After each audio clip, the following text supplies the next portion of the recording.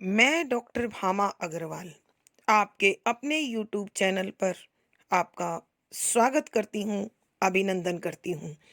ये प्यारे बच्चों, आज हम रीति मुक्त काव्य धारा के सर्वश्रेष्ठ कवि घनानंद का अध्ययन आरंभ करते हैं। घनानंद जी ने रीति परंपराओं की अवहेलना कर उन्मुक्त प्रेम के भावों को रचा और अपनी साहित्य में एक विशेष पहचान बनाई। माना जाता है कि घनानंद की प्रेयसी प्रेमिका का नाम सुजान था, जिसे वो अत्यधिक प्रेम करते थे। एक बार घनानंद ने जब सुजान को अपने साथ चलने के लिए कहा तो सुजान ने उन्हें मना कर दिया। इससे उनके हृदय को जो ठेस लगी, जो पीड़ा मिली, उसी ने उनके मन में संगीत के भाव भर दिए और उनके हृदय से जो प्रेम का झरना फूटा तो उनका और वो सबका हृदय उसी से भिगोते चले गए। उन्होंने अपने प्रेम के बदले कभी प्रेम नहीं चाहा। अपनी प्रेम की पीड़ा की अनुभूति के बल पर ही उन्होंने नायिका सौंदर्य, अंग प्रत्यंग के हाव भाव, अपने कल्पना और अनुभूति के बल पर जो लेखन उन्होंने किया वह पाठकों को अपनी ओर स्वाभाविक रूप से खींच लेता है। उन्होंने अपने साहित्य में प्रेम के विभिन्न गुणों का बड़ा सुंदर वर्णन किया है। उन्होंने बताया कि प्रेमी हृदय में जो भाव जन्म लेते हैं वह कभी प्रतिदान नहीं मांगते, अर्थात अपने प्रतिपक्ष से उसका मूल्य या उसके बदले में प्यार नहीं मांगते। प्यार जितना अधिक निश्चल होता है, जितना अधिक पवित्र होता है, वह कभी भी किसी का अथवा अपने प्रेमी का कोई नुकसान नहीं करता है। प्रेम बड़ा सीधा और सरल भाव के साथ, विश्वास के साथ निभाया जाता है। प्रेम में चालाकी का कोई स्थान नहीं होता। फिर उन्होंने यह कहा है, प्रेम संसार की अमूल्य वस्तु है। जिस जीवन में प्रेम का संचार नहीं होता वो जीवन और उसका संसार शून्य होता है, भावहीन होता है। उन्होंने नायक और नायिका से जुड़े हर छोटे से छोटे भाव को अपने साहित्य में स्थान दिया है। उन्होंने यह भी बताया है कि प्रेम चाहे किसी भी सीमा तक हो, वह विरह और छटपटाहट अवश्य देता है। घनानंद का प्रेम एक तरफा था, यानी वो सुजान से अत्यधिक प्रेम करते थे, लेकिन सुजान उन्हें बदले में उनके प्रेम का प्रतिदान नहीं दे पाई।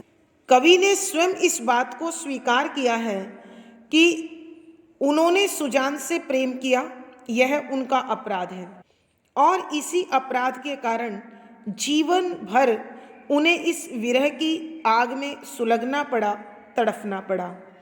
लेकिन कभी भी उसकी शिकायत उन्होंने सुजान से नहीं की। उन्होंने अपने साहित्य में ये भी बताया है कि संयोग काल में जो बातें, जो तत्व, जो चीज़ें सुखदायक लगती हैं, विरह में वही चीज़ें अत्यधिक पीड़ादायक हो जाती हैं।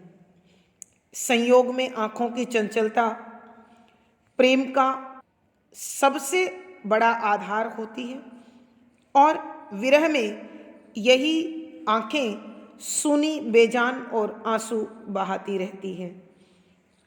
वही आँखें अपने प्रिय को ढूंढती रहती हैं। उन्होंने कहीं कहीं तो अपने पदों में यह भी बताया है कि जो प्रेमी प्रेम की कद्र नहीं करता वह एक बधिक की भांति, एक शिकारी की भांति बड़ा कठोर मन वाला होता है और उसके लिए प्रेमी जन के भाव कोई अर्थ नहीं रखते हैं। वैसे प्रेम बिना उल्हाने के, बिना शिकायत के फुसफुसा होता है, उसका कोई अर्थ नहीं होता है। यहाँ एक पूर्ण प्रेमी के हृदय के भाव हम घनानंद के सवैयों में पढ़ते हैं, जो आप आगे उनके सवैयों से प्राप्त करेंगे। सवैया संख्या 1।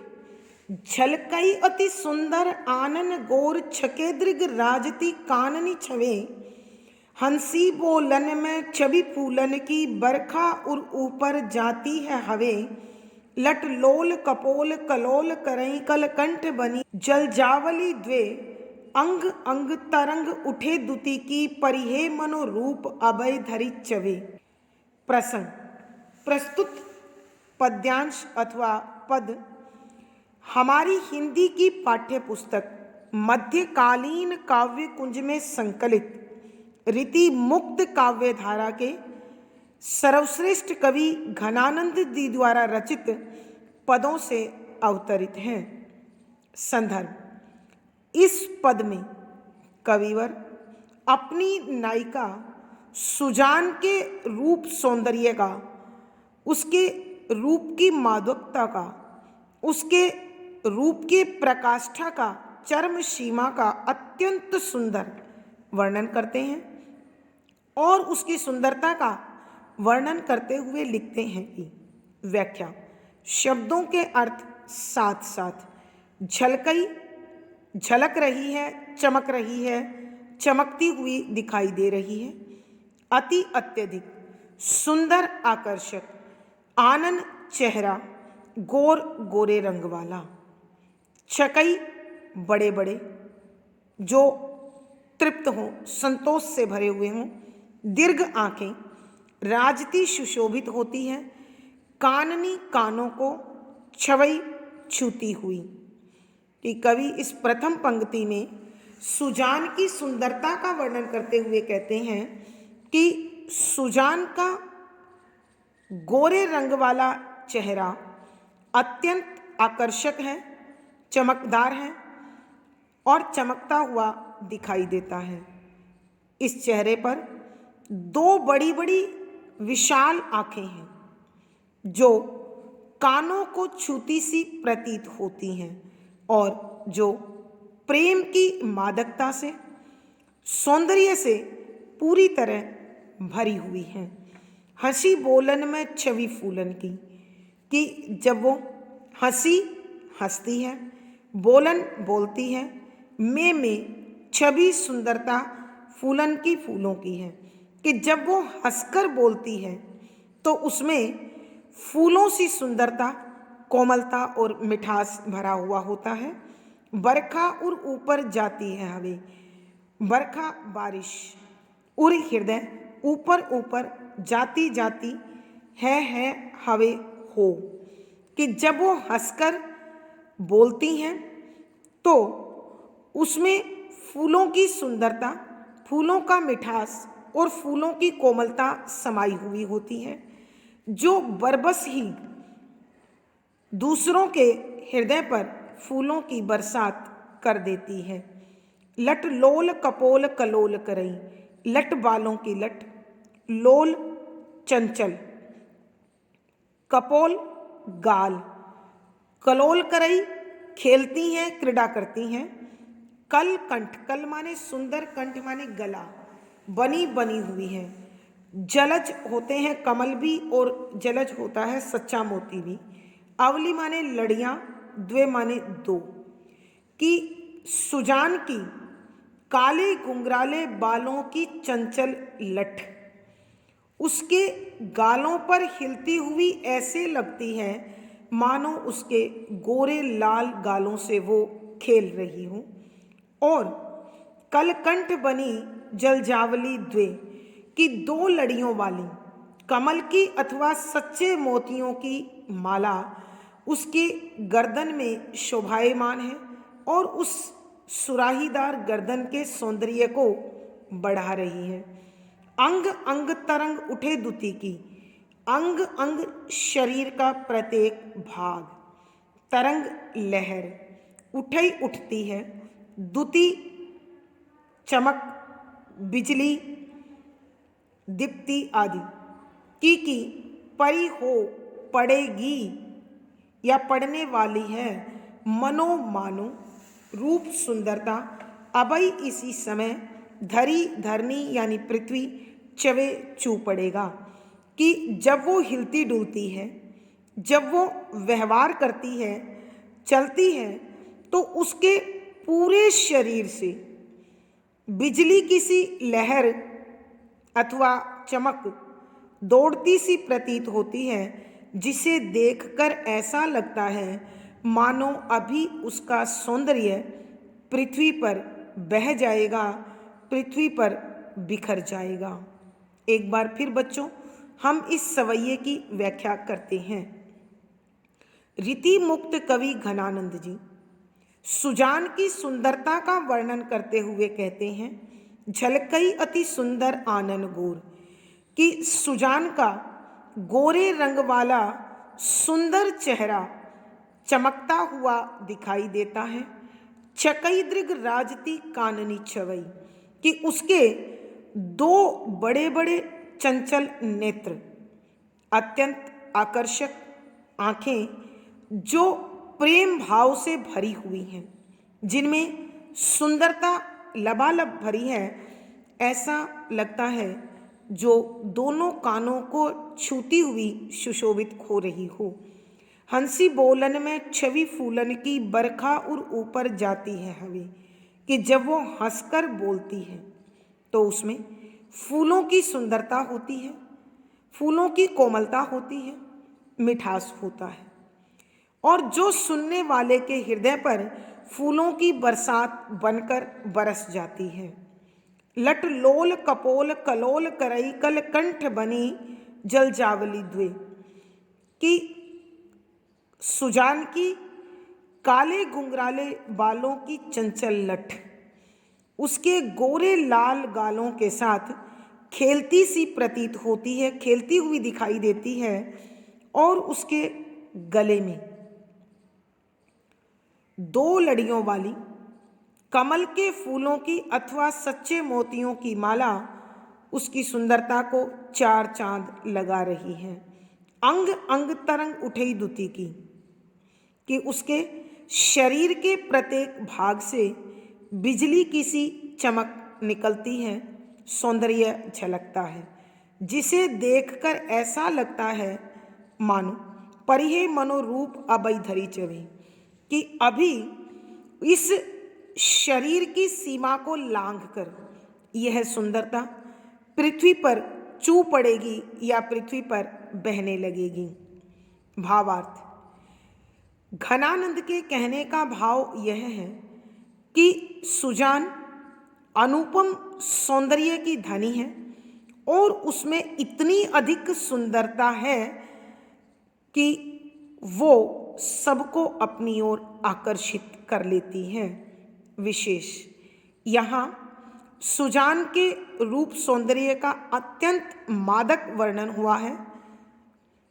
ब्रज भाषा का साहित्यिक रूप दिखाई देता है, श्रृंगार रस है, माधुर्य गुण है, सवैया छंद गे शैली और संगीतात्मकता बनी हुई है।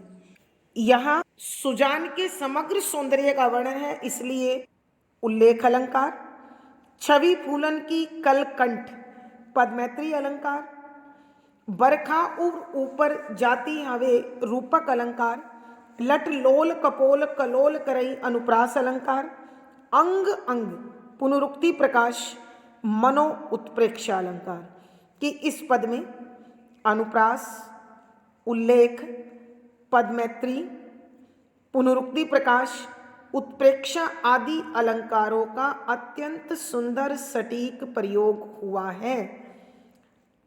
सवैया संख्या 2, हीन भये जल मीन अधीन कहा कछु मो अकुलानी समानई, नीर स्नेही को लाय कलंक निराश हवे कायर त्यागत प्राणई, प्रीति की रीति सो क्यों समुझई, जड़ मीत के पानी परे को प्रमाणई, या मन कीजू दशा घनानंद, जीव की जीवन जान ही जानई। प्रसंग पूर्ववत। संदर्भ, इस पद में अपने विरही मन का घनानंद जी अत्यंत सुंदर वर्णन कर रहे हैं और साथ ही विरह को निभाते हुए प्राण त्याग देने वाली मछली को कायर बताते हुए कहते हैं कि उसे अपने प्यार पर विश्वास नहीं था, इसलिए उसने प्राण त्याग दिए। लेकिन सच्चा प्रेमी प्रेम में जो कुछ भी मिलता है उसे स्वीकार करता है और अपने प्रेम को कलंकित नहीं होने देता। ऐसा भाव व्यक्त करते हुए कविवर लिखते हैं कि इस सवैये में घनानंद जी प्रेम की स्थिति को स्पष्ट करते हुए लिखते हैं कि हीन भये जल मीन अधीन। हीन अलग हो जाना, भय हो गई जल पानी के, मीन मछली अधीन बेबस लाचार, कि पानी से अलग होते ही मछली तड़फ कर बेबस हो गई, लाचार हो गई, और इस तड़फ में व्याकुलता के कारण, बेचैनी के कारण उसने अपने प्राण त्याग दिए। कहा कछु मोह अकुलानी समानी, कहा कहा क्या, कछु थोड़ी सी, लेश मात्र, तनिक भी, मोह मेरी अकुलानी व्याकुलता समाने, अकुलानी व्याकुलता समाने मछली के बराबर है। क्या किसी भी दृष्टि से मेरी सुजान के बिछुड़ने पर व्याकुलता मछली की समानता कर सकती है? अर्थात नहीं। क्यों नहीं?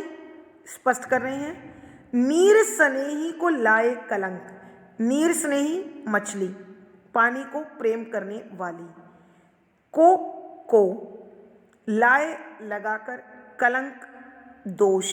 निराश हवे कायर त्यागत प्राणी।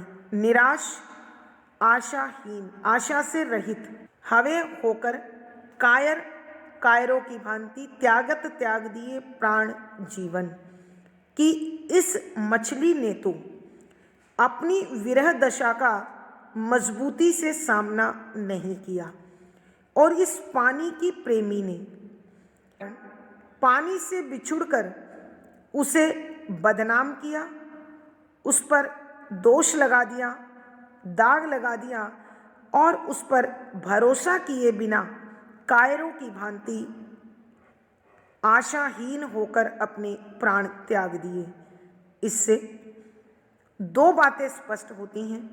एक तो मछली को अपने प्रेमी पर भरोसा नहीं था और स्वयं पर भरोसा नहीं था। दूसरा, उसने अपने प्रेमी जल को बदनाम कर दिया।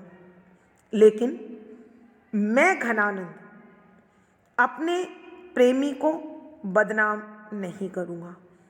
चाहे मैं अपनी प्रिया सुजान के प्रति न तो विश्वास रखता हूँ और न ही अविश्वास रखता हूँ, और उसके वियोग में उसे कभी भी कलंकित नहीं करूँगा। मैं उसके द्वारा दिए गए इस विरह को सहन करते हुए जीवन जीऊँगा, क्योंकि मैं सच्चा प्रेमी हूँ, मनुष्य हूँ। प्रीति की रीति सु क्यों समझई। प्रीति प्रेम की रीति परंपरा सु अच्छी प्रकार से, क्यों समझई समझ सकती है, जड़ मूर्ख। मीत मित्र के पानी परे को प्रमाणे। मीत मित्र के पानी हाथों में, परई पड़ना को प्रमाणे कि कैसे प्रमाणित कर सकती है कि वह बेचारी लाचार मछली मूर्ख है, जो प्यार की इस परंपरा को समझ नहीं सकती है।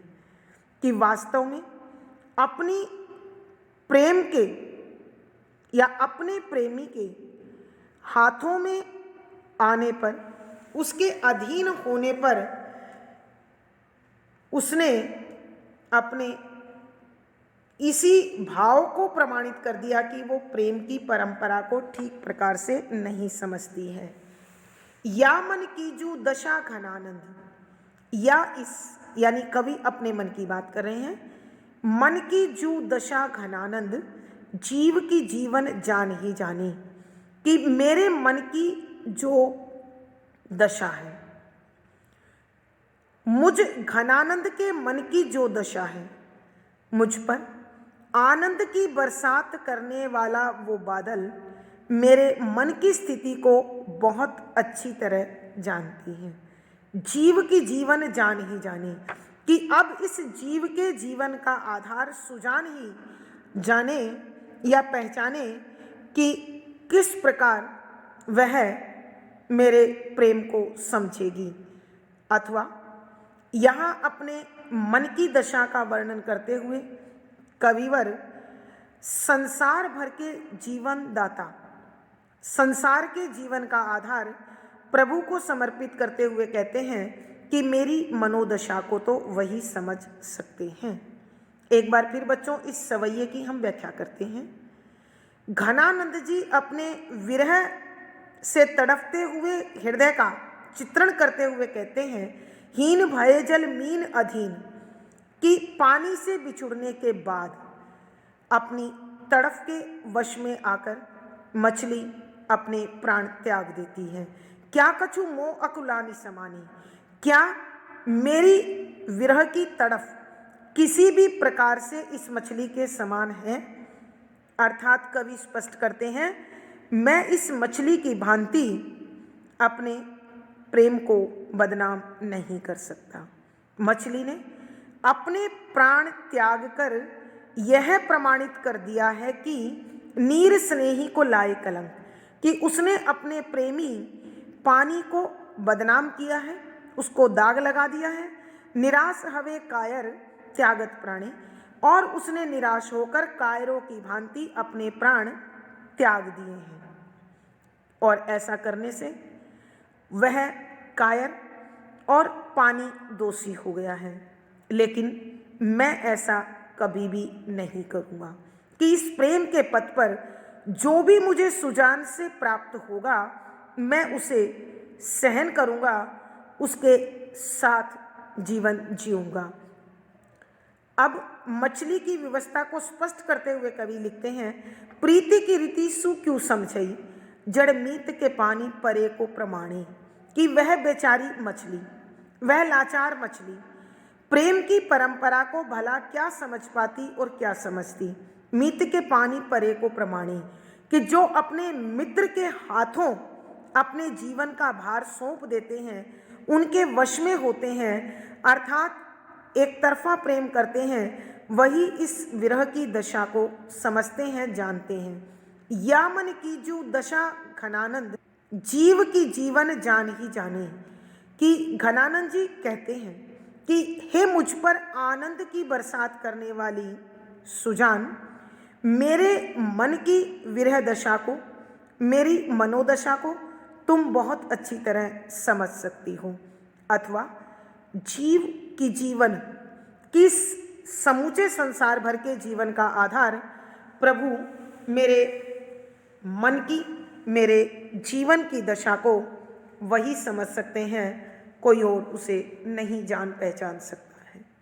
भावार्थ, यहाँ घनानंद जी बता रहे हैं कि अपने प्रेम के लिए विरह में तड़पते हुए प्राण त्यागना कायरता है। एक सच्चा प्रेमी अपने प्रेम को निर्दोष रखने के लिए जीवन भर उसकी तड़फ को मजबूती से सहता है और कभी अपने प्रेम को कलंकित नहीं करता है। विशेष यहाँ कवि ने सच्चे प्रेम के स्वरूप और अपने मन की व्याकुलता को बड़े मार्मिक शब्दों में स्पष्ट किया है। यहाँ शुद्ध साहित्यिक ब्रज भाषा का प्रयोग हुआ है। वियोग, श्रृंगार, रस और माधुर्य गुण है। इस पद में लक्षणा शब्द शक्ति है, सवैया छंद, गेय शैली और संगीतात्मकता बनी हुई है। यहाँ कवि ने अनुप्रास, यमक, श्लेष, व्यतिरेक आदि अलंकारों का सुंदर सटीक प्रयोग किया है। पद संख्या 3। मीत सुजान अनीति करो जिन, हाहा न हूजिए मोहि अमोही, दीठी को और कहूँ नहीं ठोर, फिरीदृग रावरे रूप की दोही, एक विश्वास की टेक गहे लगी आस रहे बसी प्राण बटोही, हो घन आनंद जीवन मूलदयी कित प्यासनी मारत मोही। प्रसंग पूर्ववत। संदर्भ। इस पद में कवि घनानंद जी अपनी प्रेम पर, अपनी विरह दशा पर स्वतंत्र रूप से अपनी प्रेमिका सुजान को संबोधित करते हुए, उसे उल्हाना देते हुए लिखते हैं कि व्याख्या, शब्दों के अर्थ साथ साथ। मीत मित्र, सुजान सुजान, अनीति अन्याय, करौ करती हो, जिन जिनके प्रति। यहाँ कवि अपनी प्रेमिका सुजान को संबोधित करते हुए कहते हैं कि मीत सुजान अनीति करो जिन, कि हे मेरी प्यारी मित्र सुजान, तुम मेरे साथ जो अनीति कर रही हो वो मत करो। हाहा न हूजिए मोहि अमोही, हाहा न हूजिए, मुझे तड़फा तड़फा कर मत मारिए, मोही मुझको, अमोही हे निर्मोही, हे कठोर मन वाली, तुमने पहले अपने प्रेम के वश में मुझे बांध लिया, मुझे मोहित कर लिया, और अब आप मुझसे प्रेम बढ़ाकर मुझे तड़फा तड़फा कर, मुझे अकेला छोड़कर जो मुझ पर अन्याय कर रही हो वो मत करो। क्योंकि दिठी को और कहूँ नहीं ठोर, दिठी दृष्टि यानी आँखों, को और दूसरी, कहूँ कहीं भी नहीं नहीं है ठोर ठिकाना, कि मेरी इन आँखों को जो तुम्हें देखने की आदत बना चुकी हैं, उन्हें इस संसार में कहीं और ठिकाना नहीं है। फिरीदृग रावरे रूप की दोही, कि घूम घाम कर, सब जगह ढूंढ कर, दृग आंखें, रावरे आपकी रूप सौंदर्य की दोही दुहाई करने लग जाते हैं, कि इन आँखों को तुम्हारी सुंदरता की इतनी अधिक आदत पड़ गई है कि ये घूम घाम कर तुम्हारी ही शरण में आ जाते हैं, और मेरी आँखों को कहीं और शांति और कहीं और विश्राम नहीं मिलता है। एक विश्वास की टेक गहे लगी आस रहे बसी प्राण बटोही, एक एक ही विश्वास की टेक गहे आन पकड़कर, आशा लगाए हुए, आस रहे आस कर रहे हैं, बसे हुए हैं मेरे शरीर के अंदर, प्राण प्राण बटोही मुसाफिर यात्री, कि तुमसे कभी न कभी मुझे अवश्य प्रेम मिलेगा। इसी इंतजार में अब तक मेरे प्राण इस शरीर में यात्री बनकर ठहरे हुए हैं, और उनकी ये विश्वास भरी आशा तुम टूटने मत देना। हो घन आनंद जीवन मूलदयी, हो घन आनंद, घनानंद की आनंद का बादल, जीवन जीवन मूल आधार, दई बूटी हो, आधार हो, कित प्यासनी मारत मोही, कि कहाँ तू मुझे अपने प्रेम की प्यास में तड़पा रही है। प्यारे बच्चों, हम इस सवैये की व्याख्या एक बार फिर करते हैं। घनानंद जी अपने स्वतंत्र प्रेम और मन की विरह दशा को स्पष्ट करते हुए सुजान को संबोधित करके कहते हैं कि हे मीत सुजान अनीति करोजिन हाहन हूजिए मोहि अमोही, कि हे मेरी प्यारी मित्र सुजान, तुम मुझ पर यह अन्याय मत करो। हाहन हूजिए मोहि अमोही, कि हे निर्मोही, हे कठोर मना, तुमने पहले मुझे अपने प्रेम के बंधन में बांध लिया और अब मुझे इस प्रकार मत तड़फाओ, क्योंकि दिठी को और कहूँ नहीं ठोर, कि मेरी आँखों को इस संसार में कहीं और ठिकाना दिखाई नहीं देता है। अर्थात मेरी आँखें किसी और को देखना स्वीकार नहीं करती।